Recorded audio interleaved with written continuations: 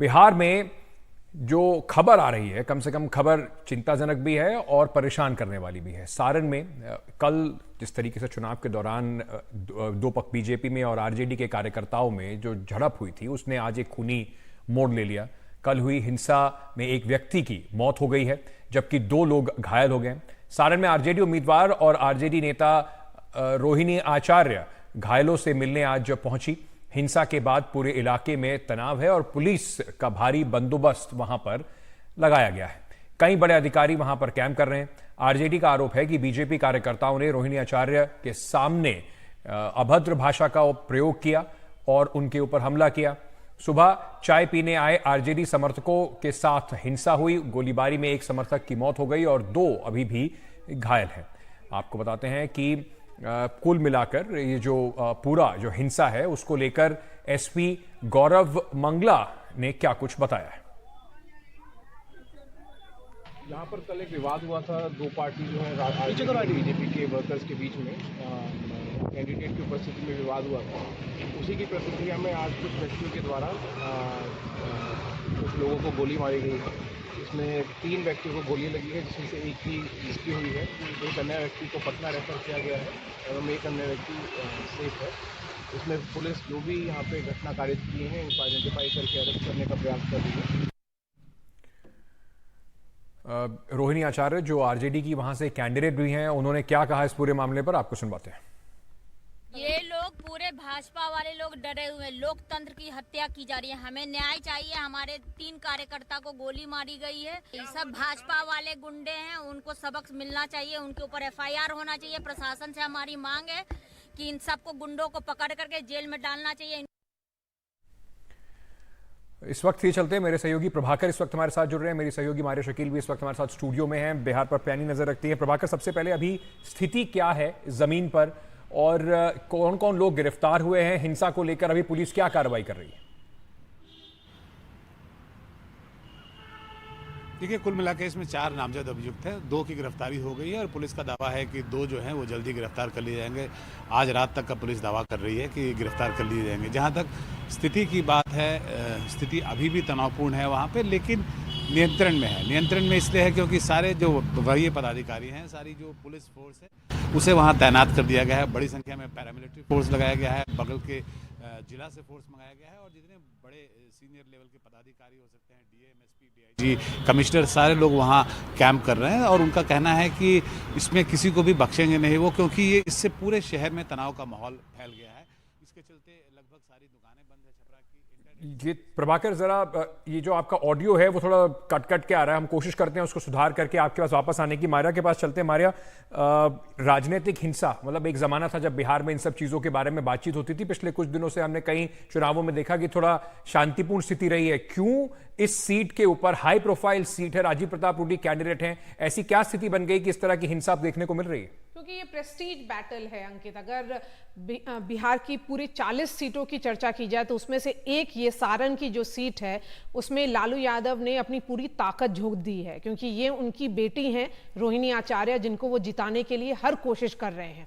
अगर आपको याद होगा 2009 के चुनाव में लालू यादव यहां से जीते थे और उन्होंने राजीव प्रताप रूडी को हराया था। 2014-2019 में जब चुनाव हुआ तो लालू जी ने अपनी पत्नी राबड़ी देवी को यहां से चुनाव लड़ाया था और उन्होंने उनको हार का सामना करना पड़ा। उसके बाद 2019 के चुनाव में चंद्रिका रॉय जो आरजेडी के मेंबर हैं, उनको लड़ाया गया था, वो भी हारे हैं। इस बार लालू यादव की बेटी जो सिंगापुर से आई हैं, उन्होंने ये चुनाव में वो लड़ रही हैं और उनको लालू यादव की विरासत का एक ये कहा जाता है कि अगर जो उनकी 7 बेटियां हैं उसमें से कौन उनकी बेटी ऐसी है जो उनकी पॉलिटिकल विरासत को आगे लेकर जा सकती है, तो लालू यादव ने शायद मीसा के रहने के बावजूद रोहिणी को चुना है, क्योंकि इसीलिए वो यहां से उनको लड़ा रहे हैं। आपको याद होगा कि मीसा भारती जो हैं लालू जी की बेटी, वो राज्यसभा मेंबर हैं और उसके अलावा पाटलिपुत्रा से चुनाव लड़ रही हैं। लेकिन लालू यादव बीमार होने के बावजूद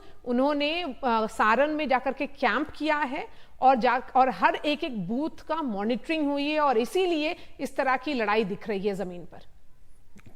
प्रभाकर वापस हमारे साथ हैं, हमारे बने रहिएगा हमारे साथ। प्रभाकर, आप बता रहे थे कि स्थिति किस तरीके की बनी हुई है इस वक्त।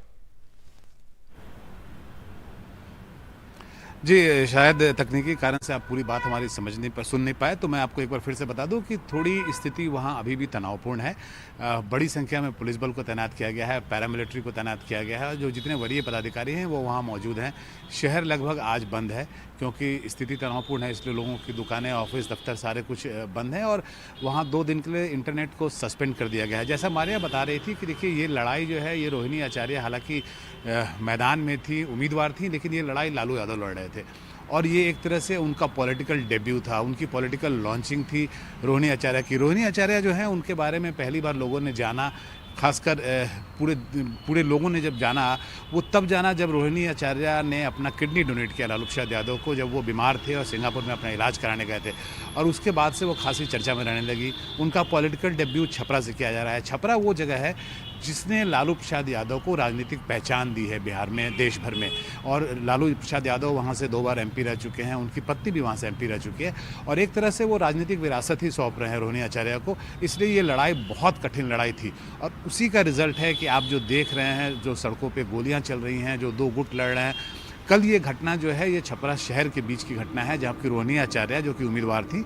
वो निकली थी चुनाव के वक्त, वोटिंग के वक्त, और वो वोटिंग के वक्त जैसे उम्मीदवार जो हैं वो दौरे करते हैं, हर बूथ पे जाते हैं देखने के लिए कि वहाँ स्थिति ठीक है कि नहीं, सब कुछ नियंत्रण में है कि नहीं। रोहिणी आचार्य भी वहाँ पे गई थी। ये भिखारी ठाकुर चौराहा है छपरा शहर का। यहाँ जब गई तो बीजेपी वालों ने उनके खिलाफ नारे लगाए और उनको बोला कि आप वहाँ से वापस जाएँ, क्योंकि उनका आरोप ये था कि रोहिणी आचार्य अपने कार्यकर्ताओं को वहाँ मदद कर रही हैं बूथ कब्जा करवाने में। हालांकि इस बात में कितनी सच्चाई है इसकी हम पुष्टि नहीं कर सकते क्योंकि हम वहां मौजूद नहीं थे, लेकिन ऐसा बीजेपी का आरोप है। उसी क्रम में आज सुबह उसी जगह पे, जिस जगह पे कल हंगामा हुआ था, आज सुबह में बीजेपी और आरजेडी के कार्यकर्ता आपस में भिड़ गए। उसके बाद वो फिजिकल फाइट जो होता है वो शुरू हो गया और उसके बाद से गोलीबारी हुई जिसमें 3 लोगों को गोली लगी, एक की मौत हो गई घटनास्थल पर ही और 2 को जो है अस्पताल भेजा गया इलाज के लिए। जी मारिया, जाने से पहले मैं आपसे एक सवाल और पूछना चाहूंगा, इसका क्या आप कुछ असर देखती हैं? लालू प्रसाद यादव के लिए प्रेस्टीज फाइट है, राजीव प्रताप रूडी भी अपनी पूरी ताकत इस चुनाव में उन्होंने लगाई है, लेकिन इसका असर अब बिहार की जो बची हुई सीटें उस पर आप कुछ देखती हैं क्या? जी, आरजेडी जिस तरह से इस बार का चुनाव लड़ रही है, क्योंकि आरजेडी जो इंडिया ब्लॉक है उसका सबसे अहम हिस्सा है, जिस तरह से समाजवादी पार्टी समझिए चुनाव लड़ रही है, कांग्रेस बी प्लेयर है उत्तर प्रदेश में, उसी तरह से आरजेडी मेन प्लेयर है और जो कांग्रेस है या फिर CPI-ML है वो सब सेकंड और थर्ड रंग प्लेयर है इस इंडिया ब्लॉक के बिहार में।